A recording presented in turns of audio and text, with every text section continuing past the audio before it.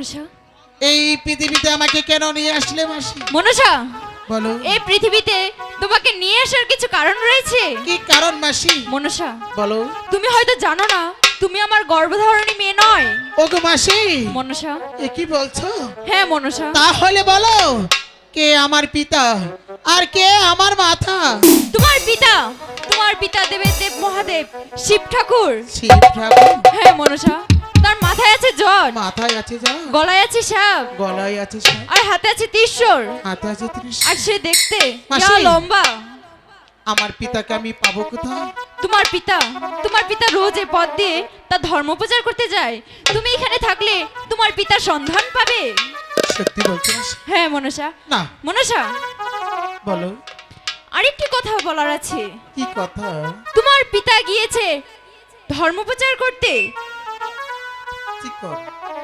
তুমি এখনই চলে যাও তোমার পিতার কাছে। সেখানে গিয়ে তার অষ্টকোটি নাগের ভর নিয়ে চলে এসো এ রাজ্যে। ঠিক আছে মাসি, আমি তোমার কথা মতো আমি আমার পিতার কাছে যাব। ঠিক আছে মনসা। এখন চলো। মনসা, তোমাকে আরেকটি জিনিস দেখানোর রয়েছে। এদিকে এসো। ওই তো দেখতে পাচ্ছো একটি ডালে দুটি পাখি খেলা করছে। তাই তো মাসি। মনসা, মাসি গো, আমি তো তোমার সব সময় পাখি ধরে দেই, তাই না? আমাকে পাখি আজ দুটি পাখি ধরে দাও না। তুমি ধরার চেষ্টা করো। আহ, আমি তো ধরতে পারছি না মাসি, আমাকে পাখি দুটি ধরে দাও। বিলকিস তোমার বাচ্চা মাসি। কাঁদতাছে। মাসি, মাসি, ওগো মাসি, তুমি আমাকে রেখে রেখে চলে গেলে। না, আমি আর এখানে কাঁদবো না, আমি এখনই চলে যাব আমার পিতার সন্ধানে। দেখি আমার পিতা কোথায় আছে। আমি আসছি পিতা দেবতা।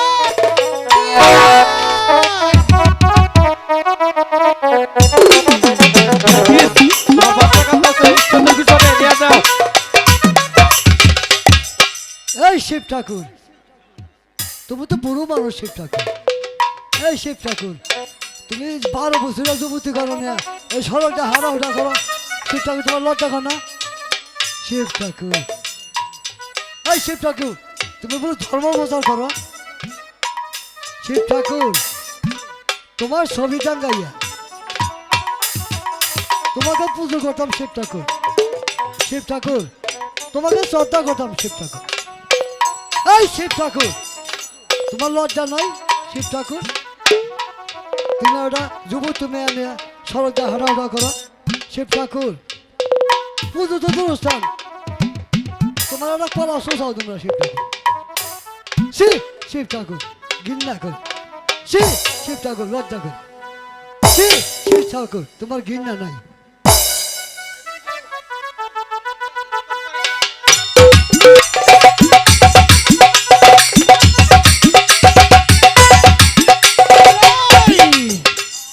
ওরে রাখালের বাচ্চা রাখাল, তুই আমাকে অপমান করেছিস, তুই আমাকে নিন্দা করেছিস। আজ তোকে বুঝাবো পদ্মাকে নিন্দে করা কত ভয়ঙ্কর। আমি আসছি তার ছবির ধ্বংস নির্বংশ করতে।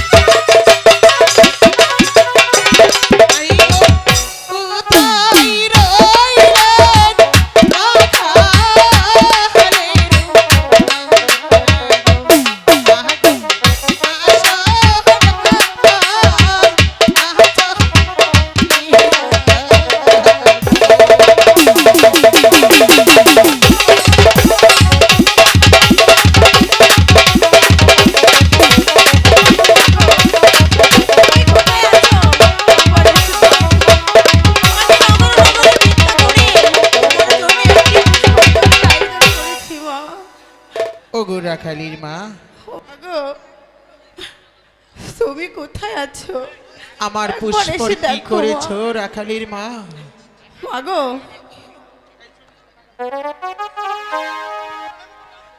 ও মা, বলো। এই তো দেখো তোমার জন্যে আমি একটি পুষ্পাঞ্জলির আয়োজন করেছি। ওগো রাখালির মা, এই তো তোমার পুষ্পাঞ্জলি, আমি তুমি তো এই নিয়ে জায়গায় নাও। গ্রহণ করবো না। ওই তো ওই তো দেখা যাচ্ছে ডিজেল গাছ, ওই গাছটি করে দাও, আমি সদরে গ্রহণ করে নিব। মা বলো। এবার তুমি আমার সন্তান ভালো করে দাও, তুমি তুমি আর আমাকে ফিরিয়ে দিও না মা, হ্যাঁ আর আমাকে ফিরিয়ে ওগো দিও না। রাখালির মা, এইবার তোমার ছেলের পাশে বসো, আমি তোমার ছেলেকে ভালো করে দিচ্ছি।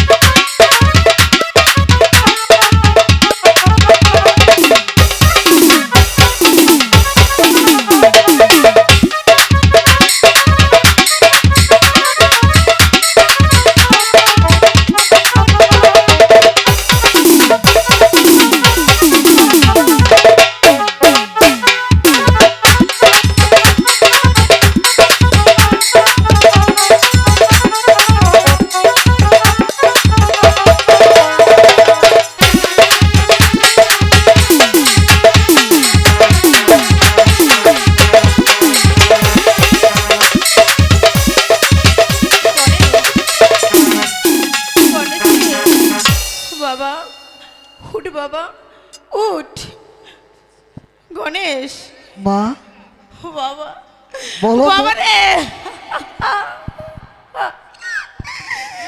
গণেশ মা গো, বাজান, আর কেঁদো না গো মা। আমি আমি তাদেরকে হারিয়ে আমি যে পাগল হয়ে গিয়েছিলাম বাবা, হয়তো ভগবানের আশীর্বাদে আর দেবে মায়ের উচ্ছিলাতে আমি যে তোদেরকে বুকে ফিরে পেয়েছি রে বাবা। মা গো, আমি দেবী মাকে চিনি গো মা, গণেশ এই যে তো শিব ঠাকুরের মেয়ে গো মা। লতিফ ভাই সাজ করে সে আমি ভুল বুঝি আমি ইয়াকে গালমন্ত করেছি, বহুত অপমান অপদস্থ করেছি গো। ওকে দেবী, তুমি আমার মাকে ভুল বুঝো না গো দেবী, আমার যে ভুল হয়ে গেছে তুমি আমাকে ক্ষমা করে দাও গো দেবী। ওগো রাখাল, বলো আমি তোমাকে ক্ষমা করে দিচ্ছি। শোনো রাখাল, বলো। ওগো রাখালের মা, মাগো তোমাকেও বলছি, আমার সাথে যদি বেয়াদবি হয় এর সাথে উচিত শিক্ষা আমি দিব। আর ভুল হবে না গো দেবী। তোমাকে কখনোই আমরা অসম্মান করব না, কারণ তুমি যে মা, তোমাকে আমরা বছর বছর যেভাবেই হোক না কেন একটি পুষ্পাঞ্জলি দিব মাগো। তুমি শুধু আমার জন্যে আর আমার সন্তানের জন্যে আশীর্বাদ করো মা। মা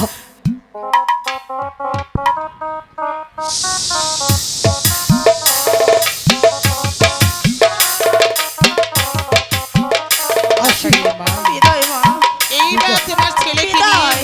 বিদায়। চলে যাও, চলে যাও, বিদায়। না,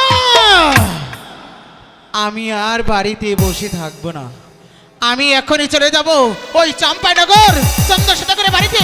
দেখি চন্দ্র সদাগর, এই বিশ্বের মধ্যে বড় সদাগর আমাকে দেবতা বলে মানে কিনা, একটি করে ফুল পাল পূজা দেয় কিনা। আর বিলম্ব না করে এক্ষুনি রওনা হবো ওই চম্পাইনগর। ওরে চল চিপা যায় চম্পাহানি।